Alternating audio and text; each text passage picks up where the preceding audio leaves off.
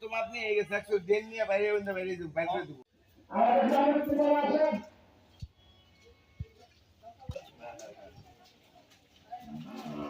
পরে আবার ফোন দিছিল বুঝছেন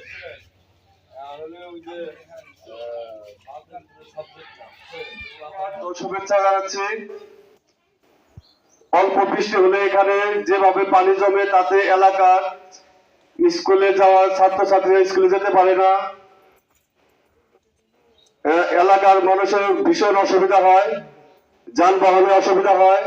একটা মানুষ গুরুতর অসুস্থ হলে তাকে হাসপাতালে নিতে সমস্যা হয় এবং পানি জমে থাকার কারণে বিভিন্ন মশা মাছির উপদ্রব, বিভিন্ন অসুখ বিসুখ, ম্যালেরিয়া, আমাশা, অনেক ধরনের অসুখ বিসুখের সমস্যা হয়।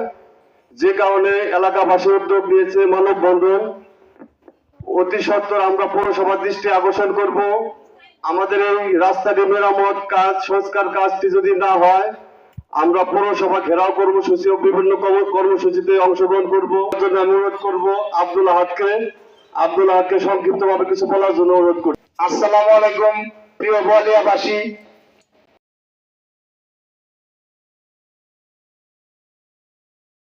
এই রাস্তাটা কিভাবে সংস্কার করা যায়, কারণ এই রাস্তায় একটু বৃষ্টি হলেই হাঁটু পর্যন্ত পানি বেঁচে থাকে। এই পানি জমা থাকার কারণে মশা, অনেক খারাপ কীটপতঙ্গ তৈরি হয়। আমাদের ছোট ছোট বাচ্চা আছে ফ্যামিলির, সবারই রোগ হয়ে যাচ্ছে, ডায়রিয়া, ম্যালেরিয়া। আমাদের এখানে একটা অসুস্থ লোক রিক্সায় নিতে পারি না, রিক্সাওয়ালা ঢুকিয়ে নেয়, 50-100 টাকা ভাড়া দিলে ঢুকতে চায় না। যদি বলে 100 টাকা দেবো এখান থেকে বাস স্ট্যান্ড পর্যন্ত, তাও ঢুকতে চায় না এই রাস্তায়। আমাদের সকলেরই সমস্যা এটা। বাসার ঘেরের থেকে বাইরে নেই কাদা মাটি, নোংরা পানি, পরিষ্কার জামা কাপড় পরি নোংরা হয়ে যায়, নাপাক হয়ে যায়। নামাজে মসজিদে যাইতে পারি না পরিষ্কার কাপড় পরে, এক কাপড় পরে যাইতে হয়, এক কাপড় পরে মসজিদে ঢুকতে হয়, এরকম হয়ে যায়।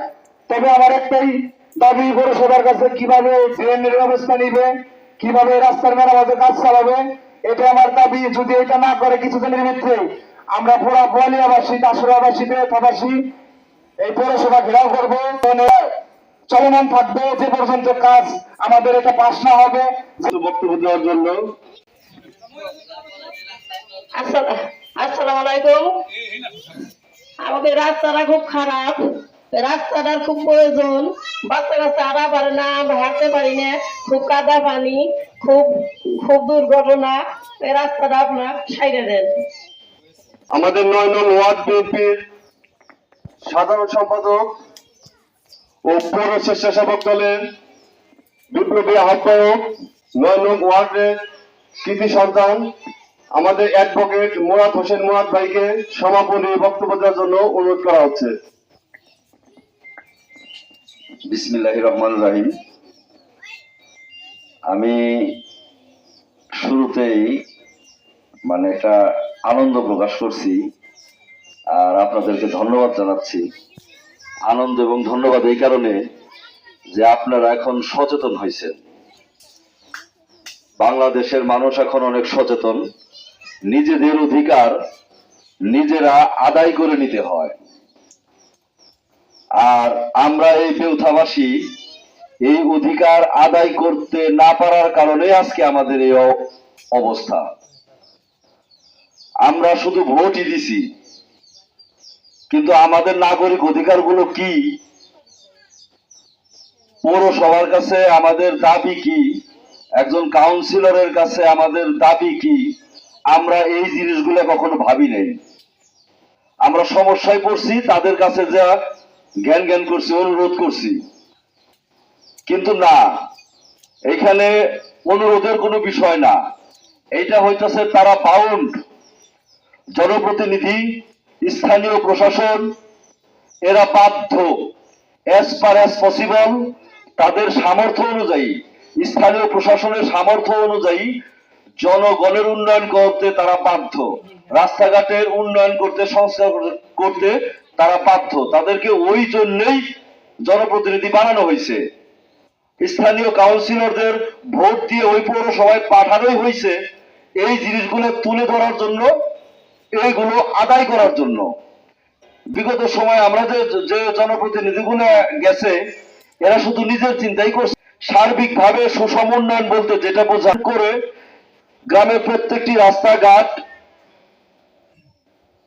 গ্রামের যে আমাদের সামাজিক প্রতিষ্ঠানগুলো আছে, মানুষগুলো আছে, এগুলোর অধিকার এবং এগুলোর উন্নয়ন এগুলো দেখার দায়িত্ব জনপ্রতিনিধিদের, কিন্তু এরা বিগত সময় সেটা করে নাই। আচ্ছা, যাই হোক, তারা তাদের কাজ করে নাই, এর জন্য গণপিটিশন জমা দিয়ে তাদের কাছে দরখাস্ত করা।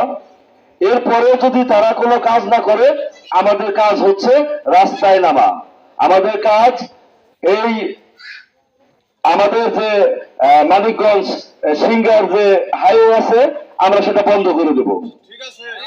আমাদের যে মানিকগঞ্জ পৌরসভা আছে, সেখানে আমরা ঘেরাও করে আমরা প্রশাসককে পৌরসভায় ঢুকতে দেব না।